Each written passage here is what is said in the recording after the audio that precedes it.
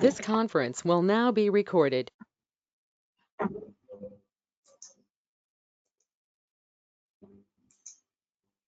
Hello everyone, today we'll discuss only problems because thermodynamics is such a chapter where problems regarding this chapter that is very common. Okay, so we should practice problems as much as possible. So in this problem, it is basically asking the relationship between temperature and equilibrium constant. For a reaction taking place in a container in equilibrium with its surroundings, the effect of temperature on its equilibrium constant. Now, effect of temperature on equilibrium constant K. This relationship we get actually from Van der equation. Now, Van der equation, it is mainly discussed in equilibrium chapter, not thermodynamics. So this question is basically as if it is combination of these two chapters. So though we have not discussed this equation, but for the sake of this question, because we need to know that equation, first we will see what is Van der equation, and that is a relationship between temperature and equilibrium constant. Once we know that, then we will be able to solve it. So here we know the relationship between del G and del H and entropy. So this is the relationship. Now if it is true, we also know that del G naught, it is related to equilibrium constant by this relationship minus RT ln K. Now if it is so, now in the first equation, suppose this is equation 1, this is equation number 2. So if you put in equation 1 the value of del G naught in the form of ln K, now it will be minus RT ln K is equal to del H naught T del S. Now RT, if you bring along with negative sign, it will be del H naught by RT. So there will be negative plus T del S, TT will be cancelled. So it will be only del S divided by R. So now we have this equation. So in this equation, what we have to do next? So this is the equation we have already written. Next we have to differentiate it, that is ddt both sides. Now as we are doing so during this derivation, as this is a constant, because here we do not have any temperature term. So when we are taking ddt both sides, this term it will be equal to 0. And minus del H naught by R, this part is constant, so only 1 by T, that will be now converted to minus 1 by T square, and that is why this negative sign is no longer present. So this is a differential form, but we can also do integration between two temperatures.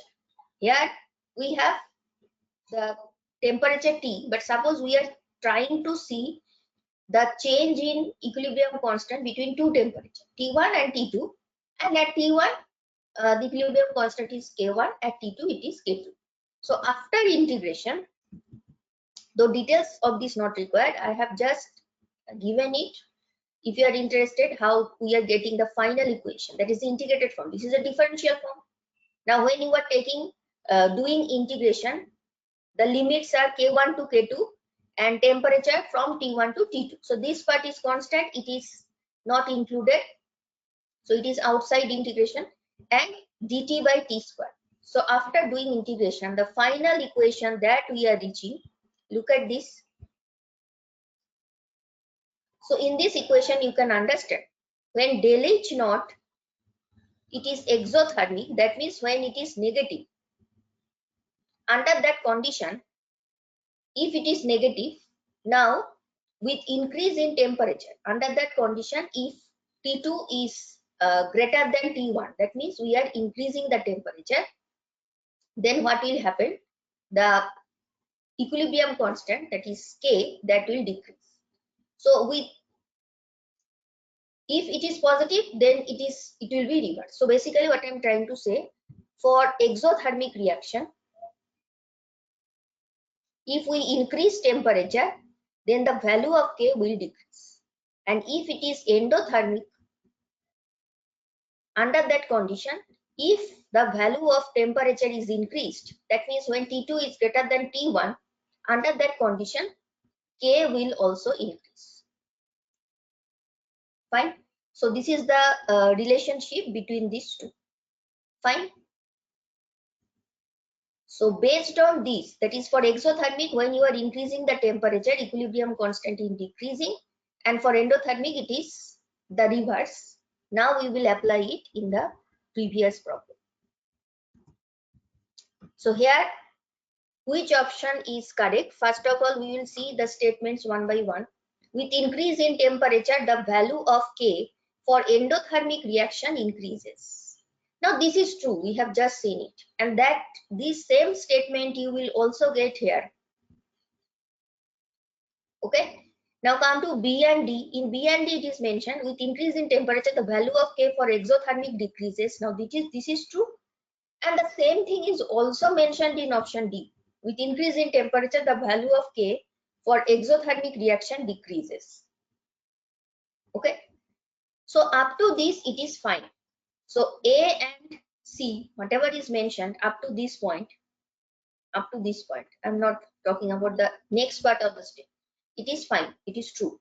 Now come to the actual reason. The first statement, it is mentioned because unfavorable change in entropy of the surrounding decreases. Now del H system, when it is positive, then del H surrounding, it will be negative. That means del S surrounding, which is basically enthalpy change surrounding divided by T.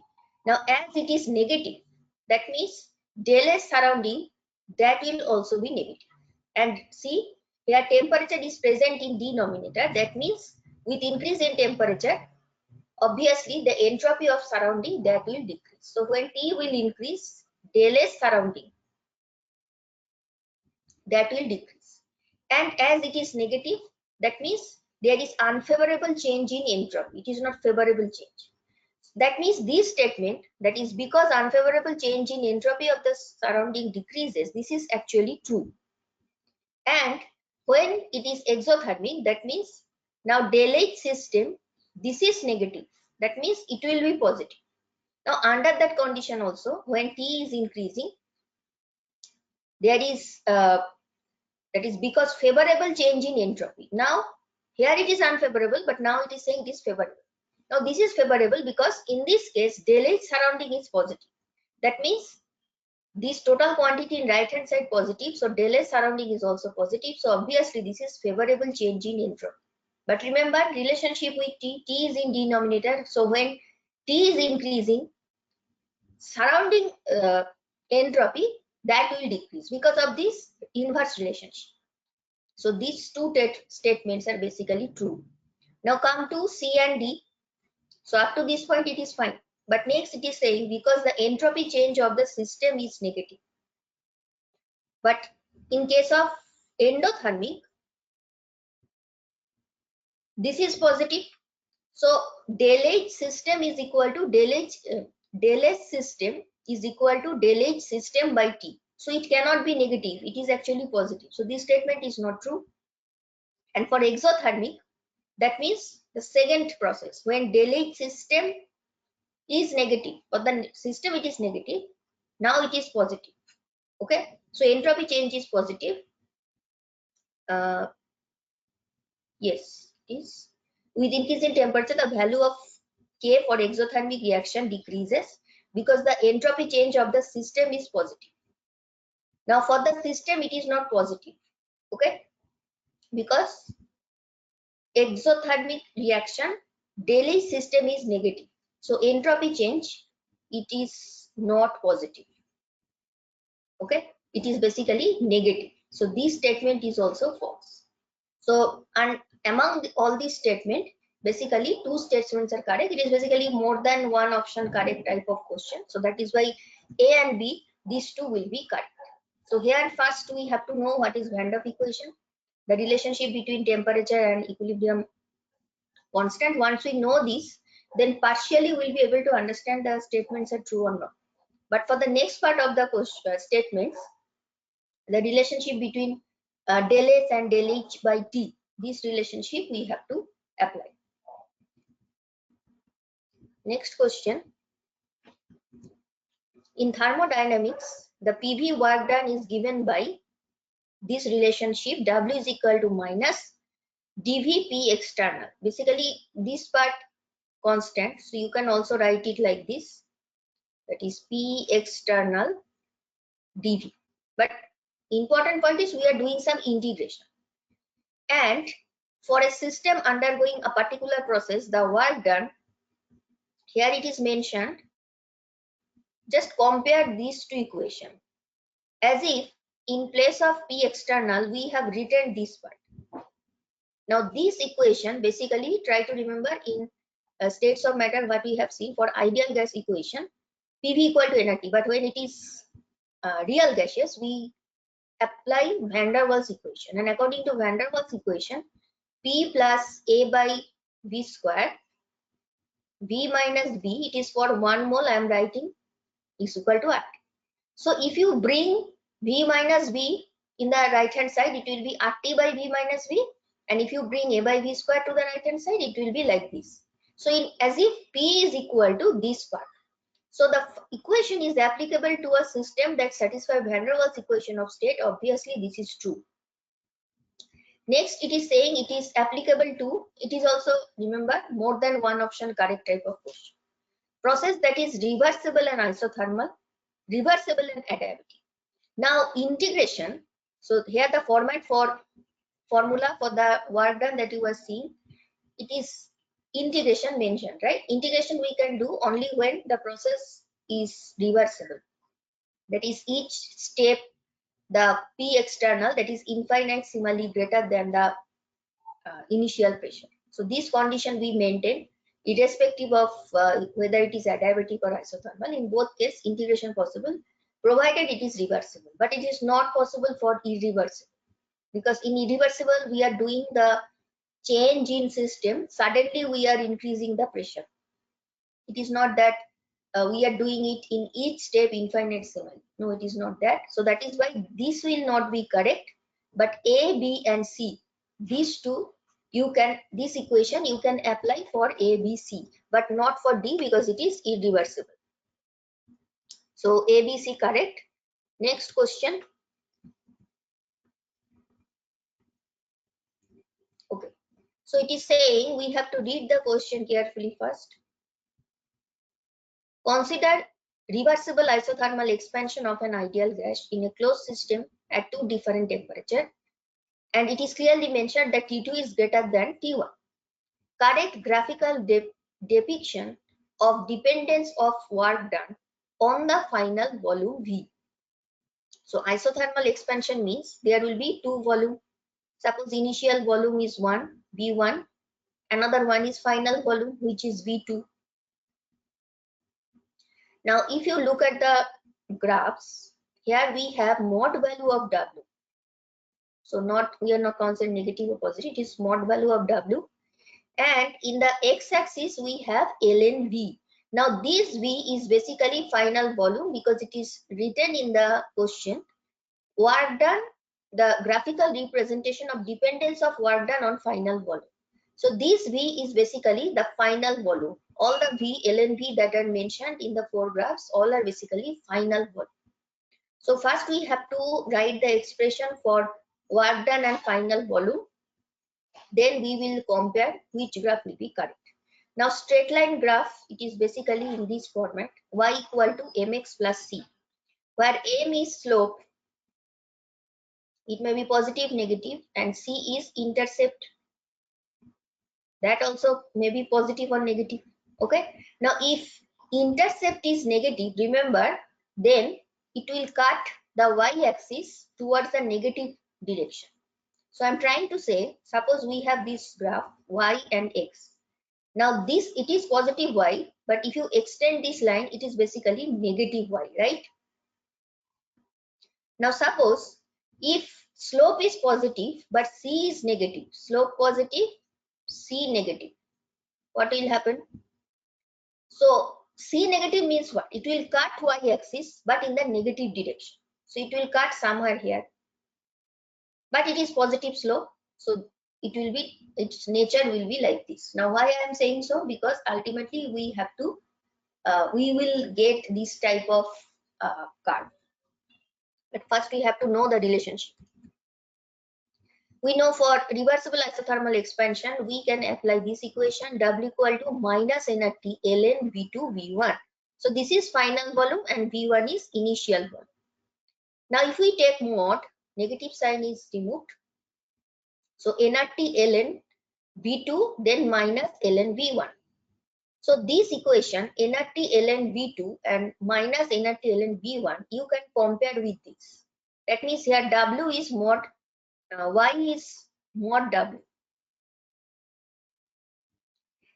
M is, X is ln V2, which is final volume. M is nRT, which is positive, right? It is constant, it is positive. And C is minus nRT V1. So initial volume, it is constant. So nRT V1, it is constant, but there is a negative sign. That means intercept is negative. So intercept negative, slope is positive. This is the nature of this curve. Now we'll come to the options. Remembering this fact that T2 is greater than T1. That means here it is simple T. But two lines you have to consider. So if you consider this is equation 1, first you put in place of T, you will put T1 and then another, then you will get one straight line. Now in the next case, another equation where in place of T you will put T2, that will be another straight line. So two straight line, one is for T1, another is for T2. So in all the options you can see two lines are given, one is for T1, another is for T2, right? Now in all cases from the options it is clear slope is positive. So we don't have any problem in any graph regarding slope because it is positive. But remember, intercept has to be negative, right? So intercept must be negative. So in this case, if you see option 1, okay, before going to that, another point is also we have to remember, as T2 is greater than T1, that means when you put in this equation, in place of T, when you put T2, obviously now the slope is high because now the value of nRT is high. T2 greater than T1 means what? nR T2, that will also be greater than nR T1. So in this case, for straight line T2, the slope will be high. So two conditions must be fulfilled. One condition is slope for T2 and T1. In both cases, it should be positive. And the second point that you have to keep in mind, T2, the slope will be more, that is high slope compared to T1. And obviously intercept should be 0. Now come to one by one. Here T2 in case of option 1, its slope is high, but if you consider after this point here, the slope for T1 is high. And if you extend this line, it is cutting negative, that is okay, but here it is cutting positive. So not for all the range of ln V, we can say that the slope of T2 is greater than T1. It is not maintained. Fine. So at the middle point, it is crossing each other. And also here for T1, intercept is not negative, but in both straight line, intercept should be negative. So this cannot be correct. Now come to option 2. Here, though it is cutting here, but most of the part T2 slope is high. Then what about intercept? If you extend this line, it will cut here, somewhere here, negative. And T1, it is almost at origin. Now it should be negative according to the conditions given. So just keep this option. Right now we cannot say it is wrong. Come to the other options. Option 3, T2 slope high than T1. That is fine. But here in both cases, see, it is cutting at the positive one. So intercept is positive. It cannot be correct at all. And in option 4, it is true that slope for T2 is greater than T1. But remember, in both cases, intercept is almost, it is not It is 0 as if, but there should be some intercept. So this also not correct.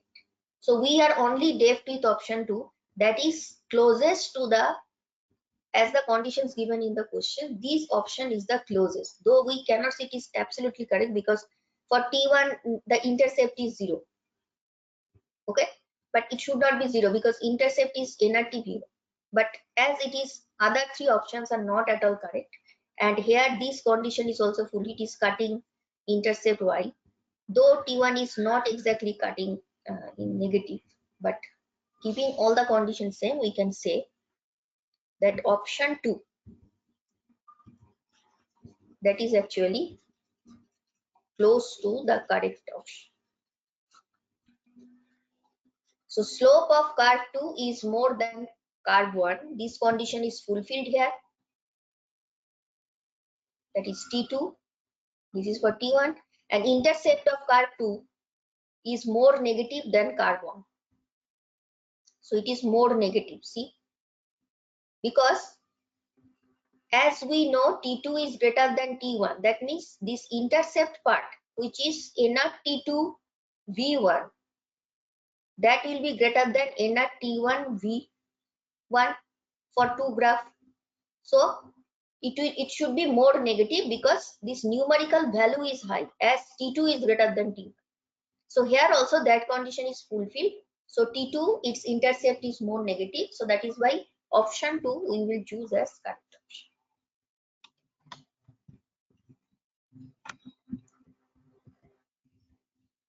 For an ideal gas, consider only PV work in going from an initial state X to final state Z.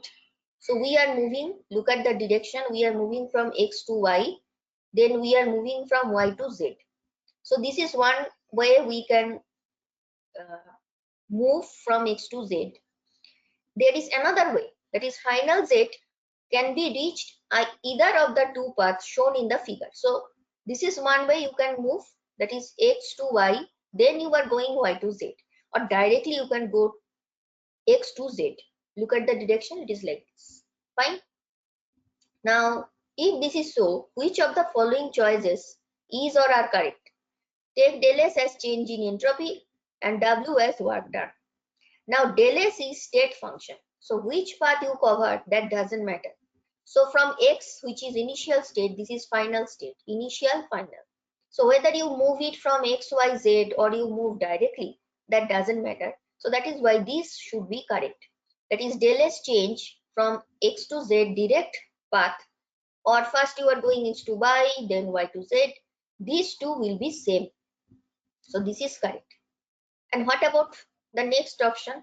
WXZ, that is, it is saying it is equal to XY and then YZ.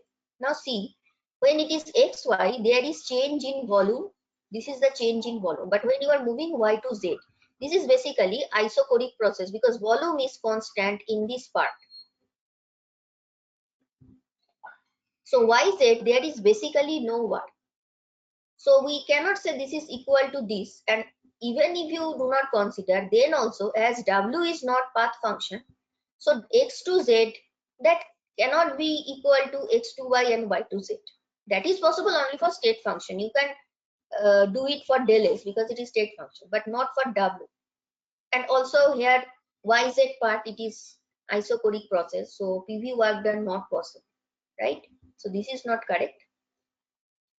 And option C is saying that W X to Y to Z, that is the total value, that is equal to X to Y. Now this is true because in this part there is actually no work done, it is 0. So XY, whatever amount of work, that is all obviously equal to XYZ because this part there is no contribution. So this is true. And the last option is saying del S XY to Z, that is this part X, Y to Z, that is equal to X to Y, but this is not true because it is not considering the Y to Z portion. So this is false. So only A and C correct. So on moving from Y to Z, the work done is 0 as volume is kept constant.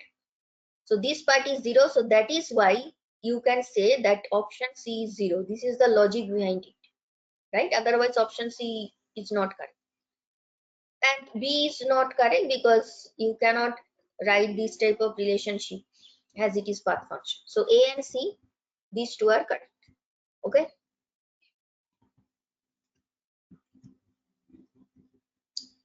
For a reaction A to P, A is starting material, P is product. We have plots of concentration of A and concentration of P with time at two different temperatures where T2 is greater than T1. So when it is starting material concentration in the y-axis versus time in x, look here the line how it is changing. Initial concentration of A is somewhere here between 5 and 10 moles per liter. But when equilibrium is reached, how we will know equilibrium is reached? Because look at this part. Focus on this part. Here, the concentration of A, it is fixed at this point. That means now equilibrium is reached. There is no change in the concentration of A. So this idea will be more clear when you cover the equilibrium chapter. So this question is also, there is part of equilibrium, but still we can solve this problem.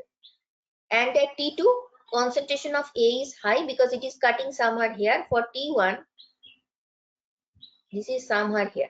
But important point is the equilibrium when it is reached.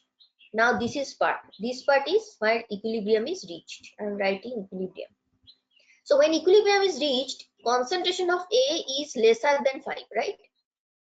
But for product concentration, when equilibrium is reached, this part, now concentration of P, whether you consider T1 or whether you consider T2, in both cases it is greater than 5, right? So correct statement we have to find is or are.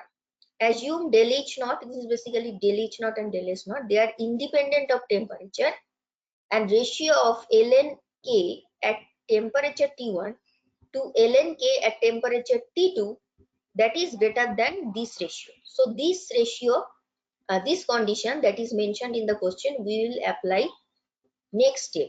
The first step we will focus on the relationship this. Remember this relationship we already know, the relationship between Gibbs free energy change and equilibrium constant. This is the relationship. Now when ln, that is K equilibrium is positive, because of this negative sign, del G will be negative. Now in this case, K equilibrium, which is concentration of product divided by concentration of reactant A, this is greater than 1. Why? Because when equilibrium is reached, one thing is clear, that concentration of P at equilibrium, that is greater than 5. It is somewhere here. But for A, it is somewhere here. So one point is clear, K equilibrium is positive. It is greater than 1. And if it is so, del G naught will be negative. So del G negative, that you can find in option C, here also, right? Now, any of this will be correct, but we also have to know this del H and del S. That we will be able to understand when we will apply this. So ln K at T1, ln K at T1, suppose it is at T1, then ln K at T2, it is greater than the ratio T2 by T1. So this ratio now we will apply in the next slide. Same question. Now this is the relationship. So K1 is equilibrium constant at T1 temperature, and this is at T2 temperature. So as I have written here, ln K at T1 divided by ln K at T2 in the left hand side. Same thing is written here. If it is so, now these two will be multiplied and these two will be multiplied. So you are getting this relationship. Now we know that RT ln K, we know that negative del G naught is minus RT ln K. Sorry, only one negative. If it is so, so in place of T ln K, you can write, you can also put R both sides. It doesn't matter because same thing you are adding both sides. You are multiplying both sides. So RT1 ln K1, now you can write in this place minus del G1 naught, and in the right hand side you can write minus del G2 naught. Now del G value, How it is related to H and S? It is related to H and S like this. That means when there is a negative sign, it will be negative, it will be positive. So that is written here, right? So you can write it, and it is greater than. Now del H naught, it is same both sides. So if you just focus on T1 del H naught, you can say this should be greater than this. Now remember, T2 is greater than T1, and here del H naught same both sides. But still we are saying that T1 multiplied by del H naught, this value is greater than T2 multiplied by del H naught, though T2 is greater than T1. But how it is possible? It is possible only if del S is negative. Because when you are multiplying something negative to T1 and you are multiplying something negative to T2, obviously as T2 value is high, so now T1 del S naught, because this is negative, so this will be now greater than. So as we know this is greater than sign is there, so we can say del S naught is negative. Now if this is already negative and this is also negative, so that is next we have to know the relationship, that is del H. So del S, this is less than 0 and del S naught is also less than 0. That means this may be, this is true, C is correct, this is not correct because here it is positive, right? And how to know whether del H naught is less than 0 or greater than 0? That you can simply understand. See here, when you are increasing temperature, that is when you are increasing temperature from 1 to 2, because it is already mentioned T2 is greater than T1. Now when T2 is greater than T1, at temperature T2, this is the product concentration, and at temperature T1, which is lower temperature, now this is the product concentration. That means with increase in temperature, product concentration, yield of product is decreased. That means K equilibrium decrease. So when temperature is increased, K equilibrium decrease, that means what? It is exothermic reaction, that we have already seen in the first today's class in the first problem from Van der Waals equation. So del H must be negative here. So this cannot be true. So here we already have seen this is negative, del S is also negative, and del H is also negative. All are negative. So all negative you can find in these two options, because here it is saying positive, this is positive. So this is not correct. So A and C, these two should be correct among these four options, A, B, C, D.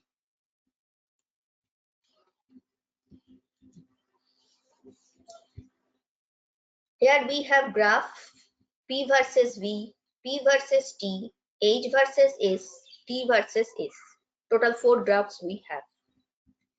And the question is saying, and ideal gas undergoes reversible isothermal expansion.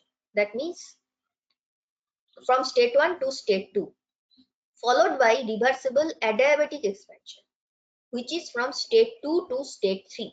So when you are moving from 1 to 2, it is basically reversible isothermal. When you are moving 2 to 3, this is also reversible, but now it is not isothermal, it is now adiabatic. So two different conditions are there. Under the, if it is so, the correct plot or plots, it may be more than one, representing the changes from 1 to 3, that is from 1 to 2 and then 2 to 3. That we have to find. Here P, V, T, H, what it means, that are clearly mentioned. So first we will see, when it is reversible isothermal, what is the effect on these different quantities? Different quantities means P, V, H, that we have to know. When it is reversible isothermal expansion, expansion means what? V will always increase. And from Boyle's law, P obviously decrease. So these two fine, there is no problem. Temperature constant because it is isothermal.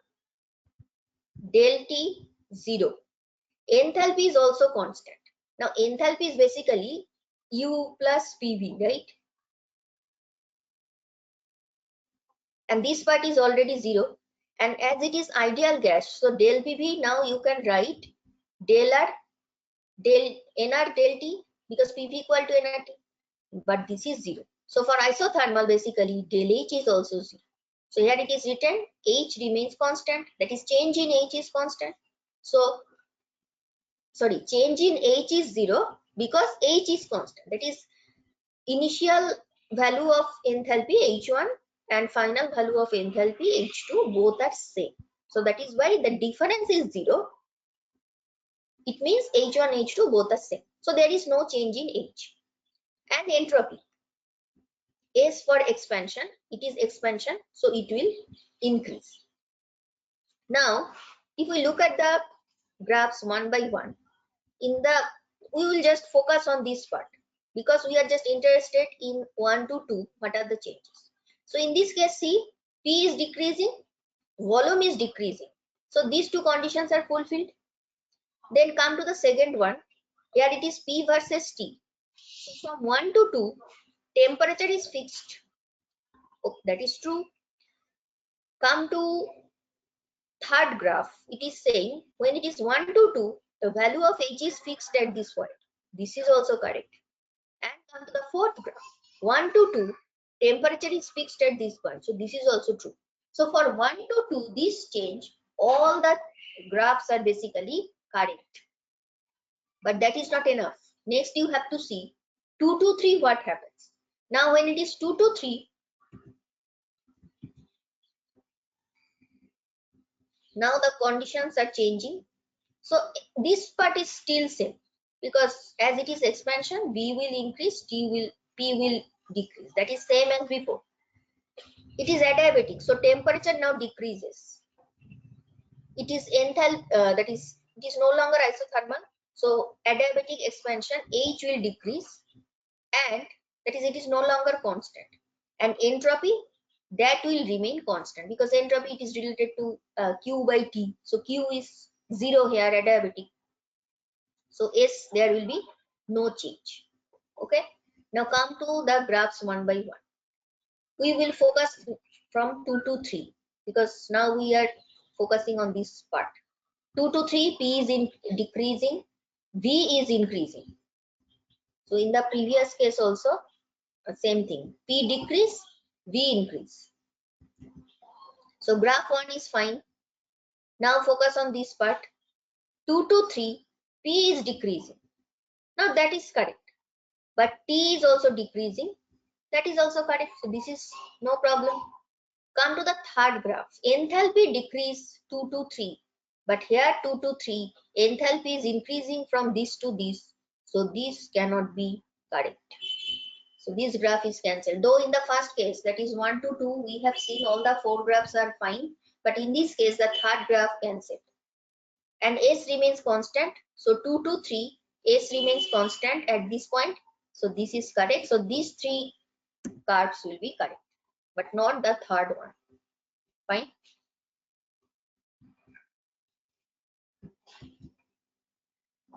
Here we have PV curve. There are 2 lines. One is for adiabatic process, another one is for isothermal process. Starting point is this, where temperature, pressure, volume, P1, V1, T1. Now, when you are reaching this point, suppose it is point 1, this is, okay, let me write it X, Y, Z. So when you are moving from X to Y, P1 to P2, that is the change in pressure, V1 to V2, that is the change in volume, but T2 is, as it is isothermal, that means T1 should be equal to T2, because isothermal it is clearly mentioned. Then for adiabatic, you are moving from X to Z, and here pressure is decreasing from P1 to P3, V1 to V2, that is the change in volume, and T1 to T3. Now it is adiabatic, T1 to T3.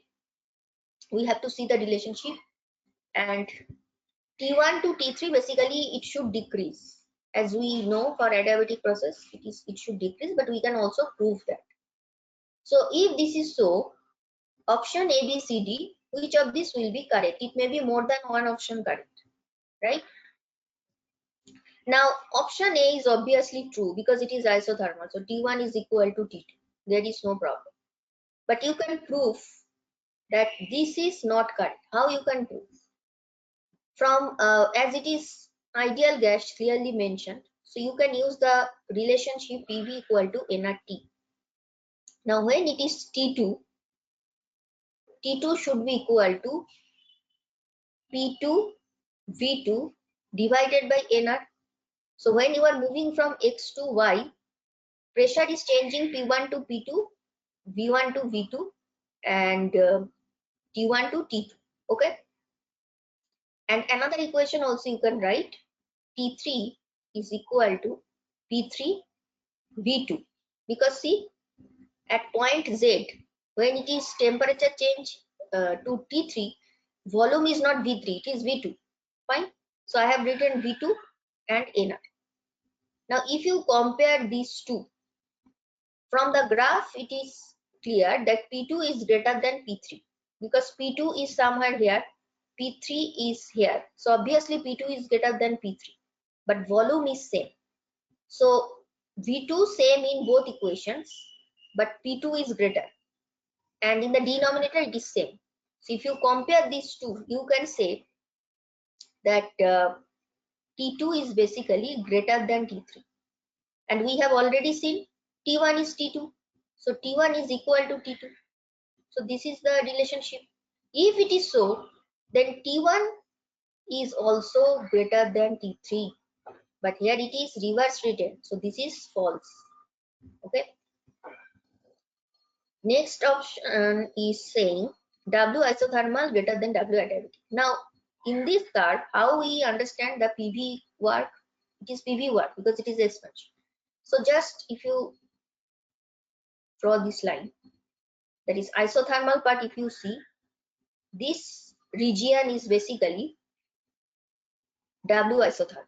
But if you consider W adiabatic, now this region only is W adiabatic, which is obviously lesser because this part we are now not considering. So this relationship is actually correct. From the graph it is clear, right? And what about, so this is also true. What about the last one? Del U isothermal is greater than del U adiabatic. Now del U isothermal, we know the relationship. It is del CV T2 minus T1, and del U adiabatic del CV n moles. Now it is T3 T1, because when it is adiabatic, you are moving from X to Z, the change in temperature is T1 T3, and when it is X to Y isothermal, it is change in temperature T1 to T2. So final temperature, initial temperature, final temperature, initial temperature.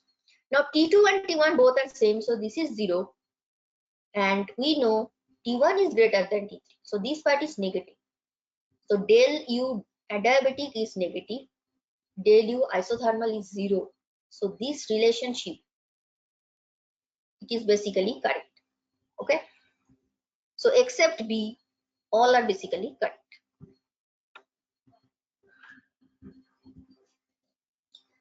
This is related to enthalpy. At 25 degrees centigrade, 1 atmosphere pressure, the enthalpies of combustion are given below. So this is standard condition, right? Now enthalpy of combustion of hydrogen, of carbon, of ethane, 3 different. All are in same unit, kilojoule per mole. From this information, you have to find the enthalpy of formation of ethane. So first write the combustion equation. So combustion equation for hydrogen will be H2. You just have to take 1 mole of H2. You cannot take more than that because you are considering combustion in enthalpy of combustion for 1 mole. It is kilojoule per mole. So this is it will form H2O, half oxygen, right? It should be balanced, but you cannot change H2 to any other mole. It should be 1 mole only. Suppose this is equation number 1, and here minus 286. I am writing here equation number 1. Then for the second equation, carbon 1 mole, reaction with oxygen because it is combustion. So in all cases, it will be reaction with oxygen. This is equation number 2. Enthalpy change minus 394. And for C2H6, it is hydrocarbon. Now we have to balance it. You have to keep C2H6 just 1 mole. You cannot change it, right? Remember that. So to balance it, it should be 2 carbon dioxide and total 6 hydrogen in the left hand side. So it should be 3 water molecule. Because CO2 and H2, these two are the products when you have any hydrocarbon for combustion. This is equation number 3. So this is the change in enthalpy for equation number 3. Now I will write the equation which is for enthalpy of formation of ethane. Now remember the definition of enthalpy of formation. It is a change in enthalpy for formation of 1 mole of that particular substance under standard condition. That means these conditions are still present. Now C2H6 now you will write in the right hand side. And here 2 carbon required. So you will write 2C. And you need total 6 hydrogen. So you will write 3 moles of H2. And suppose this is equation number 4, for which you have to find the Delitzsch value. But you just have Delitzsch value for these 3 equations. So what you will do, you will arrange the equations 1, 2 and 3 in such a way so that you can get equation number 4. Now equation number 4 you can get if you arrange equations 1, 2, 3 in this way. If you multiply 2 with equation number 2, then if you multiply equation number 1 with 3 and then you subtract equation number 3. So how I am getting this? Why I have done this? Because when you need 2 carbon, that means you have to multiply 2 with carbon. You need 3 hydrogen. So you have to multiply both sides with 3. Here you are multiplying both sides with 2. And you need C2H6 in the right hand side. Equation 4 you are trying to construct. That means you have to subtract equation 3. So now what I will write, 2 into equation 2, that means 2 into equation number 2. So equation number 2 minus 394. Then equation number 1 minus 286. So it should be 3 into minus 286. And then you subtract third equation, which is minus another minus 1560. So minus will be positive. So ultimately after calculation you will see it will be minus 788. So it will be negative obviously because this part is large. So minus 86 kilojoule per. So option C, that should be the correct option. Okay. So any enthalpy type of reaction related, mostly you will see that you just have to arrange the equation so that you can get the desired equation. So in our case, the desired equation is equation 4, which you can get from 1 to 3. In this, if you arrange them in this way, 2 into equation 2 plus 3 into equation 1 minus equation 3, and you get equation 4.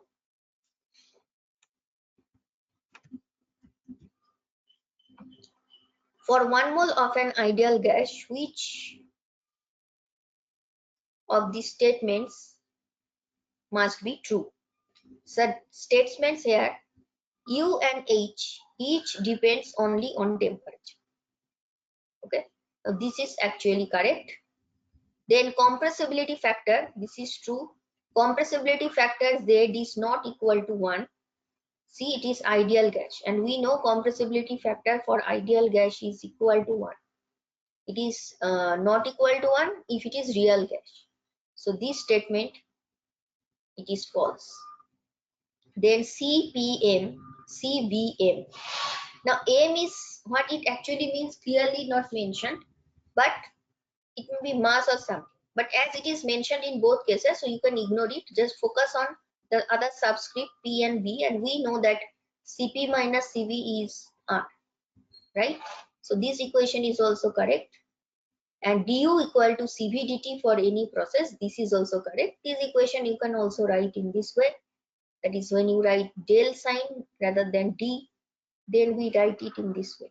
That is T2 minus T1, or you can write cv del T for 1 mole of gas. So no N is mentioned. So D is also correct. So A, C, D all are correct, but B is not correct. So option 1, where we are getting A, C, D. Fine.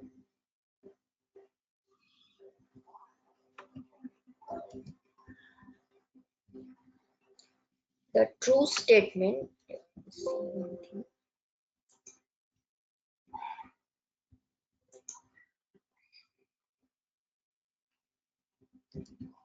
The true statements among the following. Now both are related to entropy. Both del S and S are functions of temperature. So one is change in enthalpy, another one is absolute value of enthalpy. There is no del sign. So suppose you have one state number 1, you have state number 2. When you take the difference, suppose this is S1, this is S2. So it is absolute value, a particular state. But if you take the difference, now it is del S. So this is the difference between these two, absolute value and change in entropy. So it is saying that both are functions of temperature. Second statement is saying that S is not a function of temperature, but del S is function of temperature. And then other combinations that are possible, it is saying that both are not function and only S is function but not del S. Now del S, how it is related to temperature, we know this equation. So obviously it is dependent on temperature. So we cannot say both are not function of temperature. It cannot be true. And del S is not a function of temperature. That also cannot be true. Now, how to know the absolute value of S? Now, to know this, basically, we have to take the help of third law of thermodynamics. So, in third law of thermodynamics, what we have seen, that when it is absolute temperature, that means in Kelvin scale, when it is 0 Kelvin, then entropy, absolute entropy value, that is actually 0. When it is you are considering any crystal without any defect, because randomness is completely 0. So at 0 Kelvin, according to third law, this absolute value, it is actually 0. Now if it is so, we can apply this logic. So what logic? That is basically it is discussed already in during the discussion of thermodynamics, third law of thermodynamics, that what is the application of third law of thermodynamics. Under that part we have already seen application of third law, that chemists can determine the absolute entropy of a substance by measuring the molar heat capacity Cp as a function of temperature. That means Cp by T, you will do this type of graph versus T. Now whatever value you will be getting, so T is 0 somewhere here because it is x-axis, you have taken T, and suppose this is another temperature which is T1. Arbitrarily I am saying. Now the area under the curve between 0 Kelvin, this is T in Kelvin scale obviously, not degree centigrade. The area under the curve between 0 Kelvin and any temperature T. So here I have chosen T1, any temperature. It will be, this area will be giving you the absolute entropy of the substance. Now this is possible. You can do, that is whatever area you will get, you can do integration Cp by T. We can do this integration in the temperature range 0 to T. So whatever value we will get for S 0 to T. So suppose this is at 0 to T1 in this case. So it will give you, that is Cp divided by T. If we do this integration, we can get area, and that will give you the value of absolute entropy at this particular temperature T1. And why it is possible, though it seems as if it is difference, but remember at this value we have already considered it is 0 according to third law of thermodynamics. So that is why in this way we can also determine the absolute value. But the important point that we have to know to solve this problem, that S is also a function of temperature. So that is why we can It is in this way we can calculate the absolute S. Obviously, it is dependent on temperature. So not only del S is dependent on temperature, remember absolute S entropy is also dependent on temperature. So both del S and S are functions of temperature. Option, sorry, it is not correct. By mistake I have written it. This is correct, not this one. So both are functions of temperature, not this one.